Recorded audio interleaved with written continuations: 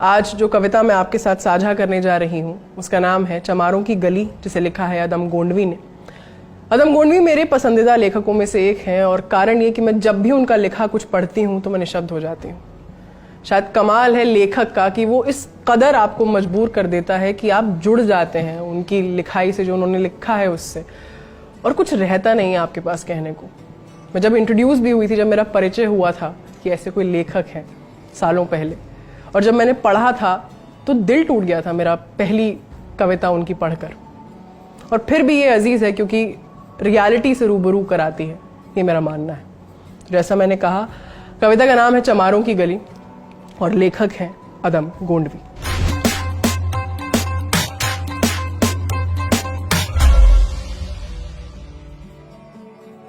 आइए महसूस करिए जिंदगी के ताप को, मैं चमारों की गली तक ले चलूंगा आपको, जिस गली में भुखमरी की यातना से ऊब कर मर गई फुलिया बेचारी कल कुएं में डूबकर।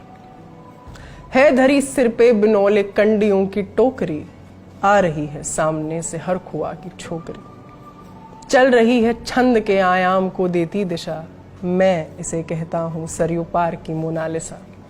कैसी ये भयभीत है हिरनी सी घबराई हुई, लग रही जैसे कली बेला की कुम्हलाई हुई। कल को ये वाचाल थी पर आज कैसी मौन है, जानते हो इसकी खामोशी का कारण कौन है। थे यही सावन के दिन हर खू गया था हाट को, सो रही बूढ़ी ओसारे में बिछाए खाट को। डूबते सूरज की किरणें खेलती थी रेत से, घास का गट्ठर लिए ये आ रही थी खेत से। आ रही थी वह चली खोई हुई जज्बात में, क्या पता उसको कि कोई भेड़िया है घात में।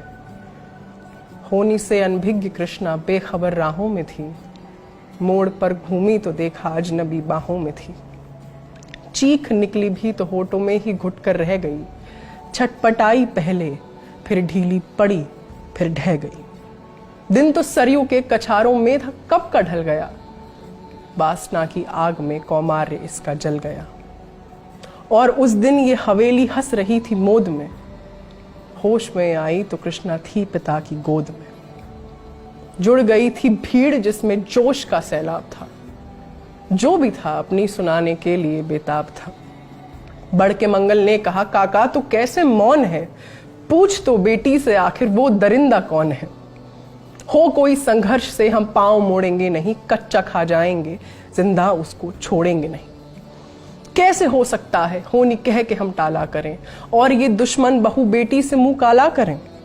बोला कृष्णा से, बहन सो जा मेरे अनुरोध से, बच नहीं सकता वो पापी मेरे प्रतिशोध से। पड़ गई इसकी भनक थी ठाकुरों के कान में, वे इकट्ठे हो गए सरपंच की दालान में। दृष्टि जिसकी है जमी भाले की लंबी नोक पर, देखिए सुखराज सिंह बोले हैं खैनी ठोंक कर। क्या कहें सरपंच भाई, क्या जमाना आ गया, कल तलक जो पांव के नीचे था रुतबा पा गया। कहती है सरकार आपस में मिलजुल कर रहो, सुअर के बच्चों को अब कोरी नहीं हरिजन कहो। देखिए ना ये जो कृष्णा है चमारों के यहाँ, पड़ गई है सीप की मोती गवारों के यहाँ। जैसे बल खाती नदी अल्हड़ नशे में चूर है, हाथ पुट्ठे पर न रखने देती है मगरूर है। भेजता भी है नहीं ससुराल इसको हर खुआ, फिर कोई बाहों में इसको भींच ले तो क्या हुआ। आज सरयू पार अपने शाम से टकरा गए, जाने अनजाने वो लज्जत जिंदगी की पा गई। वो तो मंगल देखता था बात आगे बढ़ गई, वरना वह मरदूद इन बातों को कहने से रही। जानते हैं आप मंगल एक ही मक्कार है, हर खू उसकी शह पे थाने जाने को तैयार है।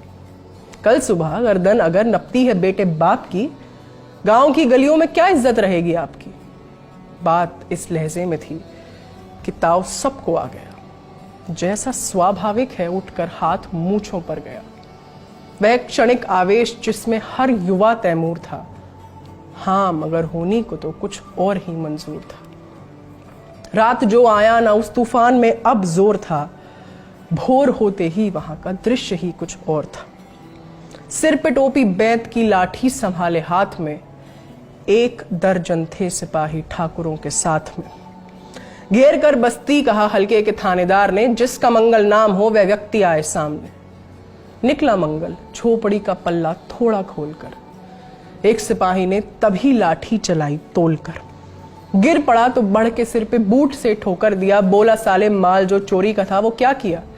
कैसी चोरी, माल कैसा? जैसे उसने ये कहा, एक लाठी और पड़ी और होश भी जाता रहा।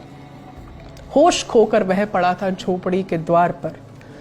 ठाकुरों से फिर दरोगा ने कहा ललकार कर, मेरा मुंह क्या देखते हो? इसके मुंह पर थूक दो, आग लाओ और इसकी झोपड़ी को फूंक दो।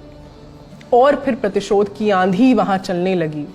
बेसहारा निर्बलों की झोपड़ी जलने लगी। दुधमुआ बच्चा, वो बूढ़ा जो वहां घेरे में था, वह अभागा दीन हिंसक भीड़ के घेरे में था। घर को जलता देख वे होश थे खोने लगे। कुछ तो चुप बैठे रहे, कुछ जोर से रोने लगे।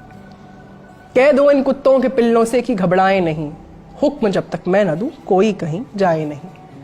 ये दरोगा जी थे मुंह से शब्द झरते फूल से, आ रहे थे ठेलते लोगों को अपने रूल से।